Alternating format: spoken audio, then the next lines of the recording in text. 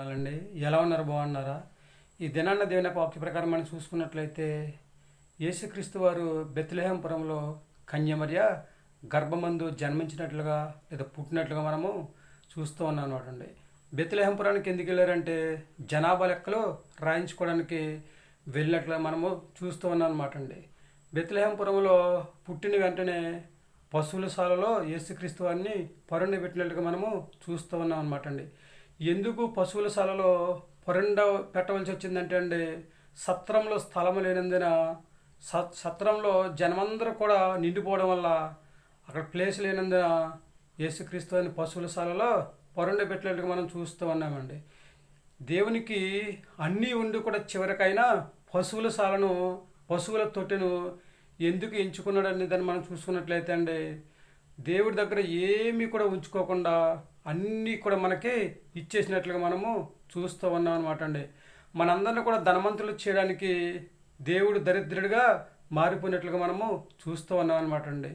కాబట్టి మనం పరుపు మీద పడుకుంటున్నామంటే, చక్కగా మంచి గృహాలు కట్టుకుంటున్నామంటే అండి, అలాగే మన గృహాల్లోకి ఏమైతే కావాలో అన్ని వస్తువులు సమకూర్చుకుంటున్నామంటే దానికి అంతటికీ కారణం యేసుక్రీస్తు వారు అన్నమాట అండి. మనకు అన్నీ ఇచ్చేసి మనకు సుఖాన్ని ఇచ్చి ఆయన కష్టాన్ని అనుభవించినట్లుగా మనం చూస్తూ ఉన్నాం అన్నమాట అండి. కాబట్టి మనందరిని కూడా ధనవంతులు చేయడానికి దేవుడు దరిద్రిగా మారిపోయాడు. కాబట్టి మనం దేవుని మాట విని ఆయన మాట ప్రకారం మనము నడుచుకోవాలన్నమాట అండి. దేవుడు సర్వశక్తి గల దేవుడు, అన్నీ ఉండి కూడా పశువుల తొట్టినైనా ఎంచుకున్నట్లుగా మనము చూస్తూ ఉన్నాం కనుక 100% కూడా యేసుక్రీస్తు వారు తల్లిదండ్రులు మరియ గారు అండ్ యేసోబు గారు యేసుక్రీస్తు వారి యొక్క తల్లిదండ్రుల పేర్లు అనమాట అండి. సర్వశక్తి గల దేవుడికి అసాధ్యమైనది ఏది లేదండి. సమస్తమును సాధ్యపరిచే దేవుడు కనుక మనకు అన్ని ఇచ్చిన దేవుని మర్చిపోకూడదు. మనకు అన్ని ఇచ్చిన దేవుని మాట వినాలి, ఆయన మాట ప్రకారము నడుచుకోవాలని చెప్పేసి దేవుడు తన పరిశుద్ధ లేఖనం ద్వారా చదివిస్తూ ఉన్నాడు అనమాట అండి. వృద్ధులు, పిల్లలు, యవనస్తులు, పెద్దలు మీరందరూ కూడా ఏమైనా ఆలోచన చేసుకుంటున్నారండి? దేవుని మాట విని ఆయన మాట ప్రకారం నడుచుకుని ఉన్నదంతా తృప్తిపడి అందందానికి ఆశపడకుండా చక్కగా హాయిగా దేవుని మాట విని ఆయన మాట ప్రకారం గడుపుదామా? ఏమంటారండి? మీ ఆలోచన మీదేనండి. మనందరము కూడా దేవుడి పిల్లలం కనుక మేము దేవుని మాట వింటామండి, ఉన్నదాంతో తృప్తిపడతామండి, అందందానికి ఆశపడమండి.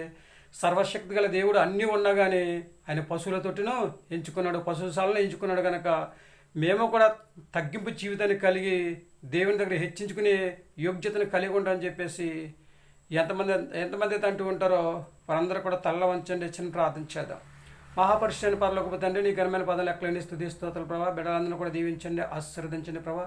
మమ్మల్ని అందరూ ప్రభావ ధనవంతులు చేయడానికి ప్రభావ మీరు దరిద్రంగా మారిపోయినట్లు మేము చూస్తున్నాం తండ్రి. నీకు వందనాలు. మీ దగ్గర ఏమీ ఉంచుకోకుండా తండ్రి అన్నీ తండ్రి ప్రభావ మాకు ఇచ్చేసి తండ్రి ప్రభావ మీరు దరిద్రుడిగా మారిపోయినట్లు మేము చూస్తున్నాం కనుక దండిస్తున్నాం. నీ మాట విని నీ మాట ప్రకారం తండ్రి ఉన్నదాంతో తృప్తిపడే యోగ్యత ప్రభావ మా అందరికీ దయచేయని ప్రార్థిస్తున్నాం ప్రభావ. నీకు వందనాలు. అలాగే తండ్రి వివాహం కోసం ఎదురు చూస్తున్న వారిని, వాహనాలు నడుపుతున్న వారిని, చేతులెత్తులు చేసుకుంటున్న వారిని తండ్రి ప్రభావ, గర్భిణీ శిలను దండిస్తున్నారు, సంతానాన్ని బిడ్డలను దండిస్తున్నారు, బాలింతలను దండిస్తున్నారు, అనారోగ్యంతో బాధపడుతున్న వారిని తండ్రి, ఉద్యోగం చేస్తున్న వారిని, వ్యాపారం చేస్తున్న వారిని, మరొకసారి వివాహం కోసం ఎదురు చూస్తున్న వారిని ప్రభావ ఇలాగ 1 by 1 ప్రతి ఒక్కరిని కూడా దీవించి ఆశీర్వదించి ఎవరికి కావాల్సిన సహాయం దాయిచ్చేయమని ప్రభా. నీ పుట్టుక తండ్రి స్తోత్రం ప్రభా. తండ్రి మాకు లోకానికే తండ్రి ప్రభావ రక్షణ తెచ్చారు, నీకు వందనాలు తండ్రి. లోకానికి వెలుగుని తెచ్చారు ప్రభా, నీకు వందనాలు తండ్రిస్తున్నారు. ఆ వెలుగులో మేము జీవించడానికి అందరూ ప్రభావ రక్షణ మార్గంలో నడవడానికి తగిన సహాయం దాయిచ్చేయమని మరొకసారి మమ్మల్ని అందరికీ దీవించి ఆశీర్వదించి మా అందరికి మంచి ఆరోగ్యం దాయిచ్చేయమని, అందరూ నీ మాట ప్రకారం నడుచుకునే యోగ్యతను దాయిచ్చేయమని మా ప్రార్థన ఆలకించి మా ప్రార్థన బుద్ధులను దాయిచ్చేయని మా కృతరాన్ని యేసుక్రీస్తు ప్రశ్న నామలాడి వేడుకొంచున్నాము తండ్రి. ఆమేన్. అందరికీ వందనాలండి. త్రియక దేవుని ఆశీర్వాదాలు మీకు తోడుకొనేను గాక. దేవుడు మిమ్మల్ని దీవించి ఆశీర్వదించిన గాక. ఆమేన్.